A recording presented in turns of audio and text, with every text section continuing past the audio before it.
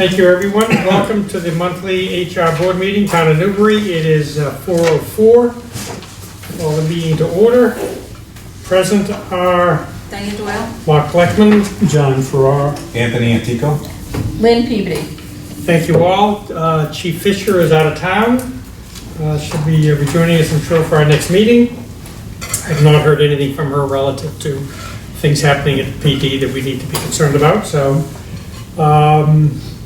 we don't have minutes, I think, right? I don't think I sent Yeah, them, okay. so we'll just have to postpone. Okay, Make a motion to. we'll approve this meeting and the prior meetings minutes when we meet again.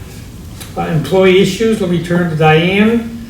Anything that we should be aware of, Diane, comings and goings, or? Nothing that's been brought to my attention, any issues. Okay. Again, Patty is not indicated, Chief Fisher, excuse me, has not indicated anything of relevance of the PD. Personnel actions and job vacancies. I know we've had a flurry of activity there.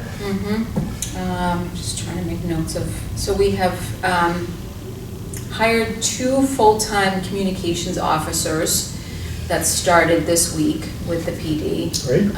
Fully trained from a neighboring community, so that's a good fill for them. So 2 full-time communications officers. We had a resignation of the assistant library director. She was out on maternity leave and has decided that she's not going to be returning to work, so she's leaving. This is the number 2 position in the library. Yep, so she is going to be, she has resigned. For all intents and purposes, she won't be back, so they'll be looking to fill that position. I know they're working currently, we just got the resignation last week.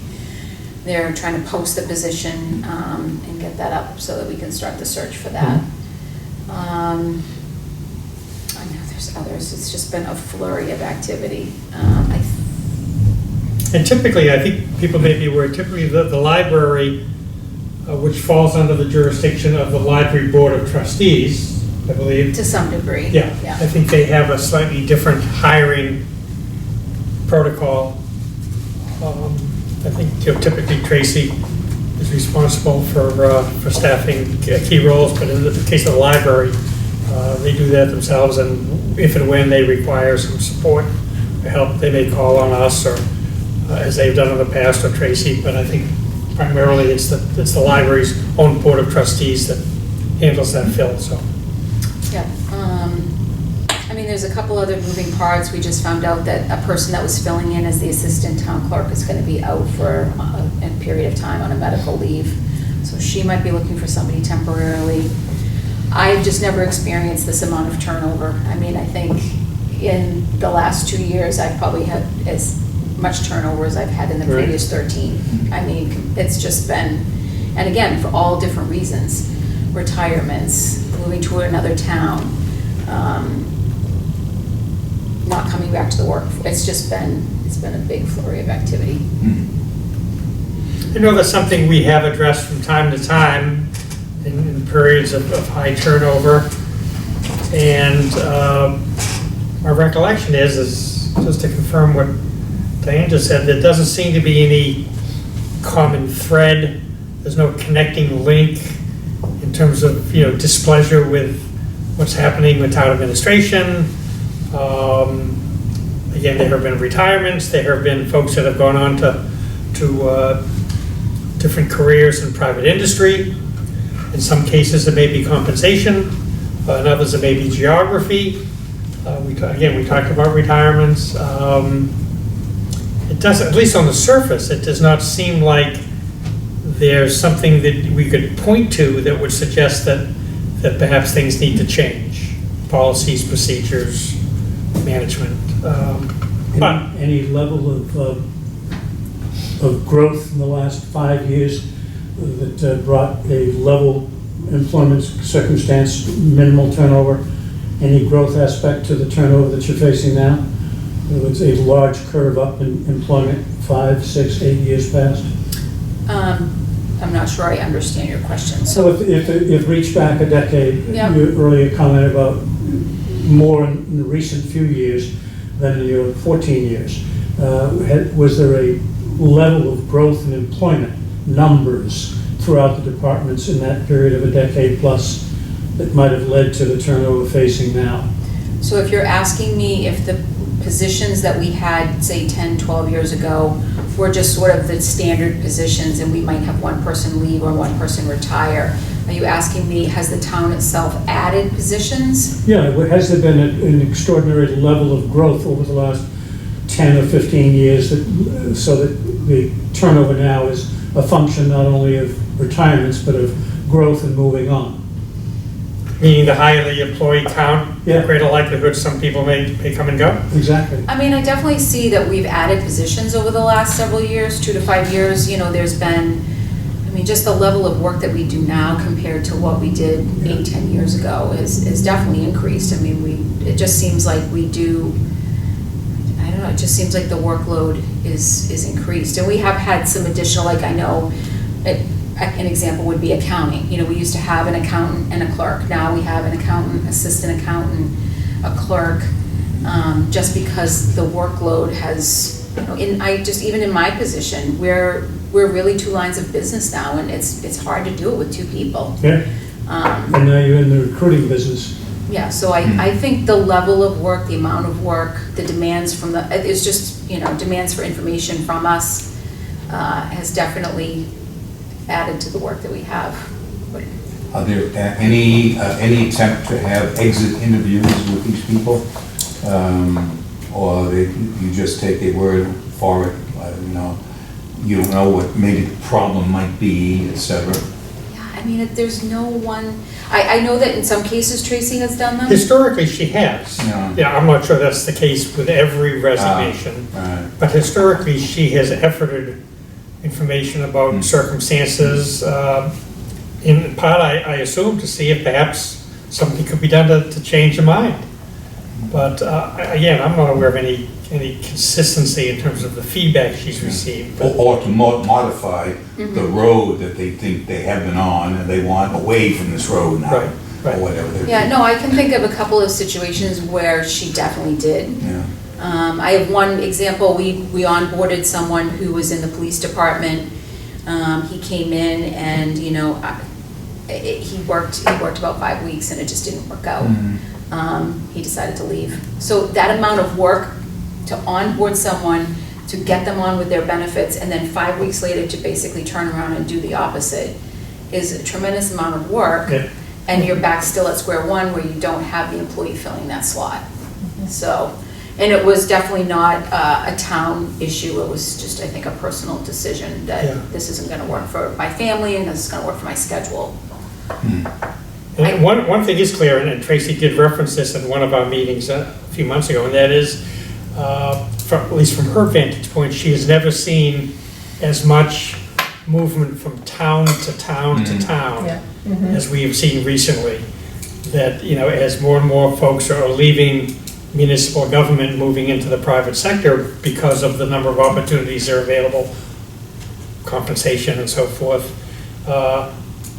Many municipalities, perhaps including Newbury, have become more energized in reaching out to neighboring communities, advertising and, you know, using the third-party referral network to see who might be available.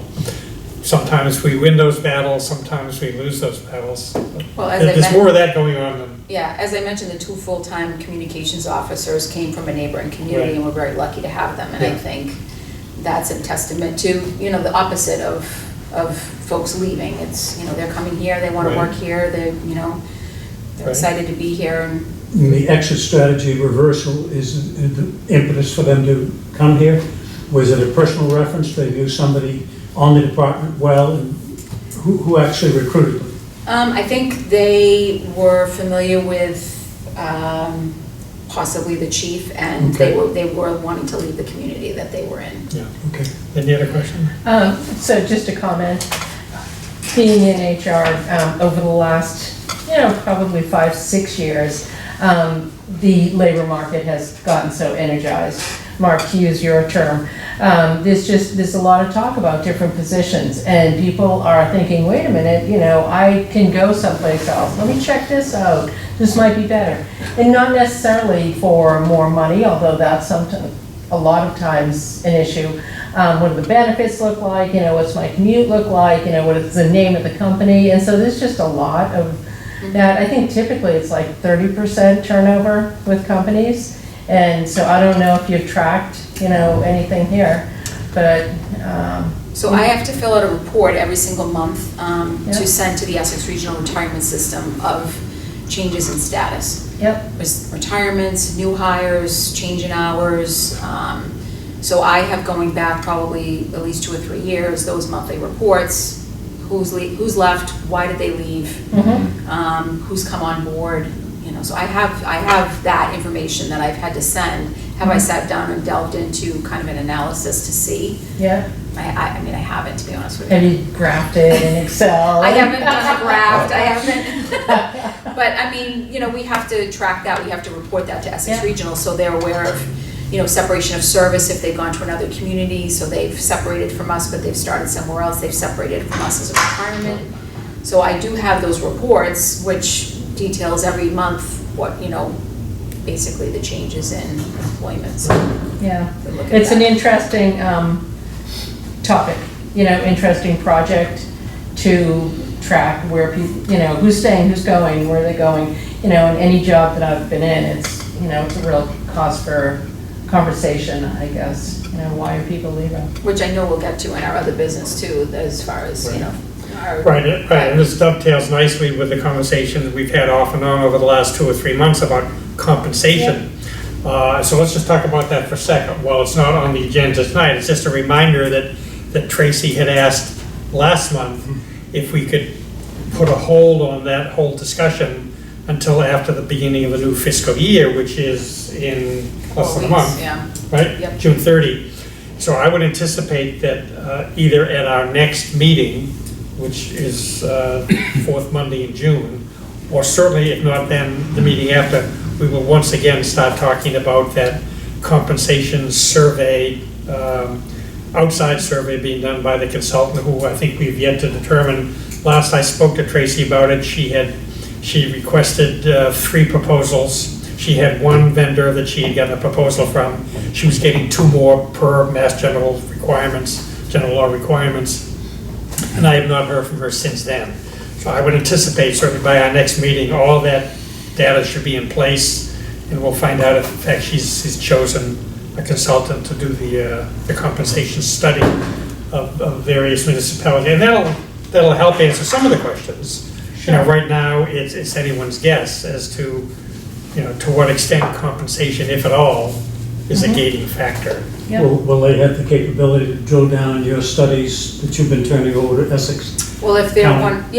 they'll be able to look at those, but they also will have the data that they've done on other Yeah, they communities can as well. pull data from. Yeah, Get an idea of whether or not they see a trend or a singular level, or people leaving a small village, which we certainly are, for larger zone towns and in cities. Yeah, there's certainly some of that. And so I think, I'm excited to move that forward after the first of the year, obviously. Good discussion, thank you all. okay. Anything else in terms of personnel actions and job vacancies? I mean, not that I can think of right now. Okay. I'm not aware of anything that is afoot regarding workplace issues, ethics violations, discrimination issues. Nothing has crossed our paths again. Safety issues, typically we turn to Chief Fisher here, but let me ask Diane if anything's happening in Town Hall. Nothing that I'm aware of. Okay. Lynn, anything that you'd like to report coming from the outside in terms of COVID? Anything new, or No, everything remains in place as far as you Yeah. know in the hospital environment? yes, yes. Yep. I mean, nothing's changed with us. We're Yeah. following CDC guidelines. Right. Yep. I saw Dr. Fauci in front of Congress this morning. You mean Mr. Fauci? Mr. Fauci, excuse me, yeah. Not a Yeah. doctor, wait a minute. She refused to address him as a doctor. It was her decision. Yes, yeah. Yeah. Okay. Yeah. No No. other business that I'm aware of. Is there anything else that folks would like to address today? I have one question, just a general question. Diane, is the town under the Mass Paid Family Leave? We did not elect, Really? Okay. not the mass. You had to, municipalities had to make an election to do that. Sure, yeah. We did not. Okay, So they are allowed for maternity leave or paternity leave, the 12 weeks of family, medical, the paid, just the regular FMLA leave. 12 weeks. Yep. Unpaid. So whether it's paid or not falls under whether or not they have accrued time to use. Yep, So if they have accrued sick time and they have up to 12 weeks of pay available to them under sick time, they can be paid for the FMLA leave. okay. Do we also have short-term and long-term disability for our employees? We offer that as an optional benefit. Yep. We just actually had our benefits fair in May, which actually was good. We had more people because we've had so many new employees. We do a benefits fair. We have representatives from our insurance company. We have representatives from Essex Regional. We have representatives from our optional insurances. So we have a few companies that historically we've had, Aflac, Sun Life, and Allstate. So we offer that as an option for employees to contract with those companies as a deduction here. So because it involves HIPAA information, whether they go out and receive long-term, short-term disability, they contract directly with the company in terms of what coverage they want, their age bracket and all of that. And then we're just notified of what the deduction would be. So we do offer that, but it's not something that the town contributes to. Okay. So, As a benefit. so the short-term disability and long-term disability is not a group program with Aflac or Sun Life? It is a group plan. So there's no medical requirement, it's an automatic enrollment? I wouldn't be able to speak to that. I don't know what their criteria is. You have to elect it. You have to elect it. Yeah. So it's not a town contributed coverage Each individual opts for it and pays a premium to the Yes. company? based on their age, based on whatever information they contract directly with. All I'm doing is being billed for it as a payroll deduction and paying those invoices. Yep. So the idea is that if we have a sick policy for all full-time employees, 10 hours per month, and if, obviously the sick time is there to be used for qualified need, sick time for themselves, doctor's appointments, or a specific family member. But the idea is that you bank that sick time so that if in the event that you needed to be out for surgery, or you were going to be out for maternity leave, or you were out for COVID, that you sort of have a built-in short-term disability policy, because you've got you can accrue it up to 960 hours. Wow. Well, short-term disability and long-term disability, what percentage of the employees in the village are enrolled? Roughly. Probably, I'd say 15%. 15%? 15. 1.5. I mean, that, obviously, what the traditional short-term and LTD is a blanket 100%, and hence the premium load per entity is a function of method and numbers. Nobody's going to get guaranteed issue to 15%. There's not enough undertaking there. Is that unusual? I mean, for instance, the city of Boston and the city of Haverhill, those are all sponsored by the towns and the city, and everybody's automatically enrolled. Oh, I'm not aware of that. I don't. They offer short-term and long-term disability to all their full-time employees at the town's expense, or the city's expense. I don't know the answer to that. The traditional corporate entities. Yeah, Obviously, it's an employer pay-all, short-term and long-term disability. So if somebody has an automobile accident and is permanently disabled, they have no coverage if they don't elect to install themselves in the program. So the only option they would have is if they were to retire through the pension system on a disability pension. Okay. But my point with the short-term disability is if you utilize the sick policy, obviously it's there to support employees if they need to take sick time. But if you are utilizing it in a way that you are banking those funds, those dollars for sick time, if you're not using 120 hours per year, you've sort of got a built-in short-term disability policy at 960 hours available to you. Where a more traditional corporate one would be short-term 26 weeks and then lifetime LTD. As opposed to, Yeah. you know, you using that time every single month. Yeah. Okay. It's gonna take a while to bank that though, 20 hours Yeah. in a year, 6 or 7 years. yeah. But, along the way, you're banking 120 hours, 3 weeks, then you're 6 weeks. Yeah. So if you are to be out for surgery, or you have to have, so to your point about your question with the paid or family medical leave, we've had a couple people out recently on maternity and paternity leave, and they've utilized their accrued sick time to pay for the 4 weeks that they were out.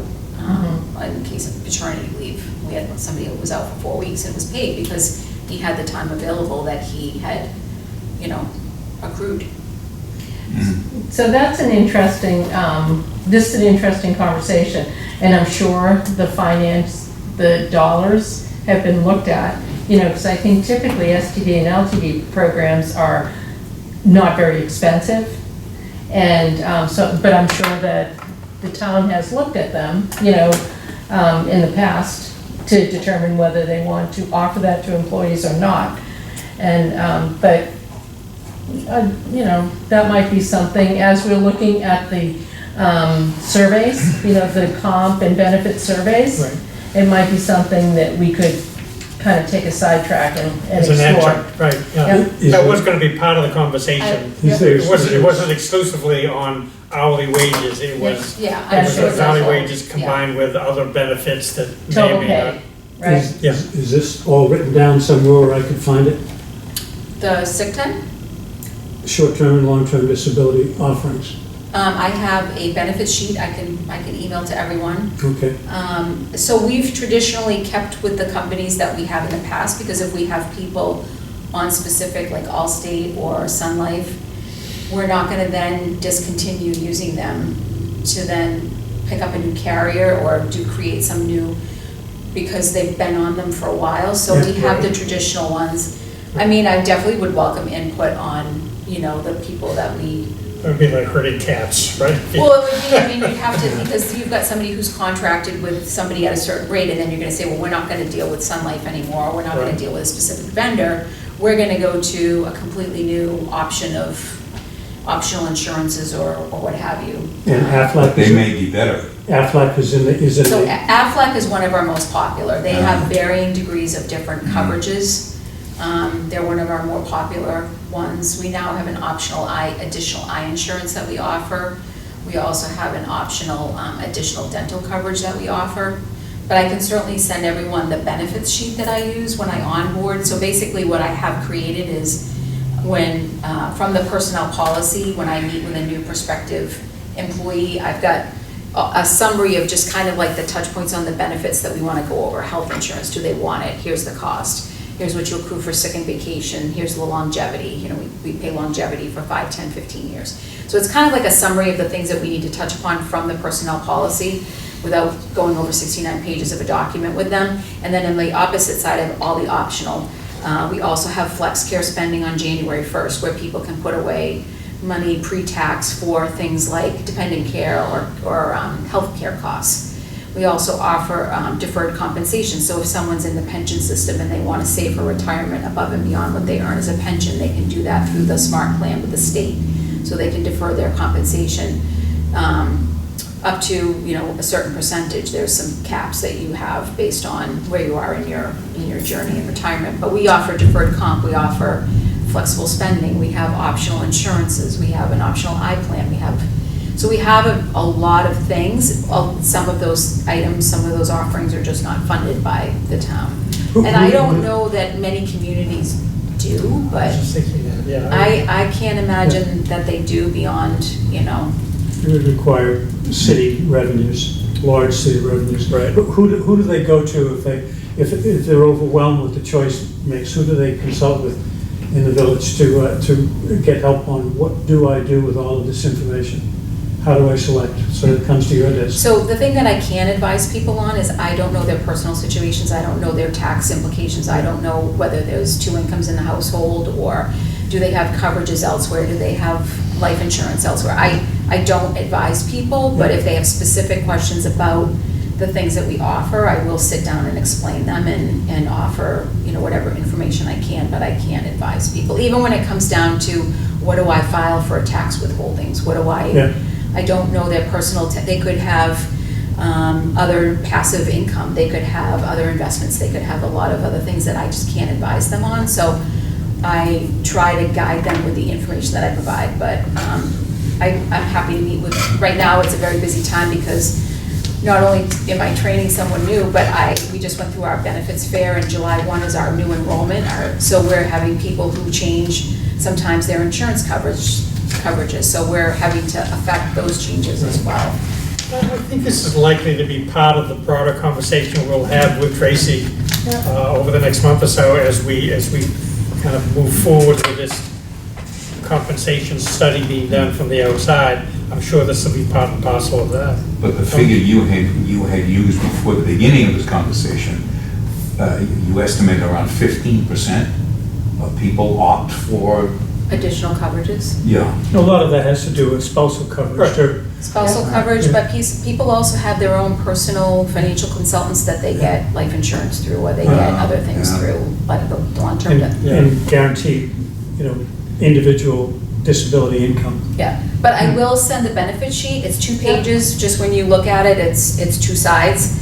And the first side is just a summary of kind of the general benefits, and the second side is all the optional insurances that we offer. One humorous anecdote, on our roads on the weekends and campus trips to NROTC training at Fort Benning, we would get on the highway to Opelika, and up on the hill on the north side of the highway going east was Aflac Corporation, which was always fun to see that. And there were a lot of internships done with students in the great state of Alabama at Aflac.